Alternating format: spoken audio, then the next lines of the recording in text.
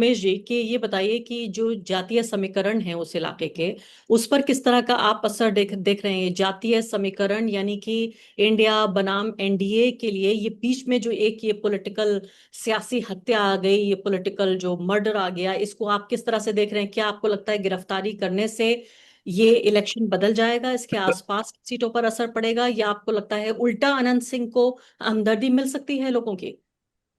देखिए, मैं कल मोकामा में था। तो वहाँ पे जो कुछ लोगों का ये कहना था कि अरे वो तो अनंत सिंह तो अक्सर जेल में ही रहते हैं लेकिन तब भी जीत जाते हैं तो कुछ फर्क नहीं पड़ेगा।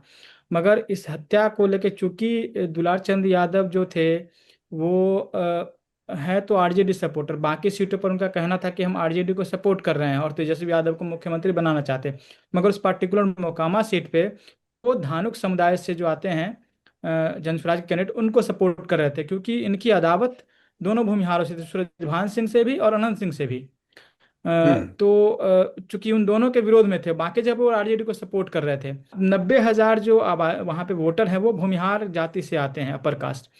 और जो 65,000 मतलब 65,000 जो है वो धानुक और कुर्मी हैं। और 45,000 करीब यादव और मुस्लिम हैं। तो और छोटी जातियां हैं। तो इसमें एक अनंत सिंह जो जीतते रहे हैं वो भूमिहार के वोट से, और प्लस धानुक, क्योंकि धानुक और कुर्मी नीतीश कुमार के वोटर रहे हैं। ठीक है। तो ये दोनों का कॉम्बिनेशन अनंत सिंह के लिए जीत का एक माध्यम बनता रहा है। इस अब चूंकि इसके बाद ये संभव है कि बहुत एक्सट्रीम धानुकों का उधर चला जाए। मतलब वो धानुक अब ये सोचेंगे कि भाई हम अनंत सिंह को वोट ना करके हम ऐसे कैंडिडेट को वोट करेंगे जो कि उसमें जो जनसुराज के कैंडिडेट के पास तो सिर्फ धानुक वोट है। तो मुश्किल है। तो हो सकता है कि वो सूरजभान सिंह की पत्नी जो चुनाव लड़ रही है बीना देवी, आरजेडी के टिकट पर, उनको फायदा मिल जाए इसका।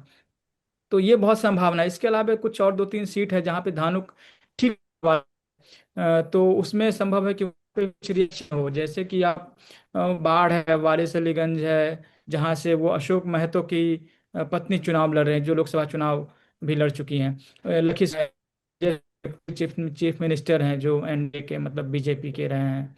तो इन तीन सीटों पर भी कुछ असर इसका हो सकता है, क्योंकि धानुक वहाँ पे एक निर्णायक भूमिका में रहते हैं। जी। तो तत्कालिक तो ये असर दिख रहा है।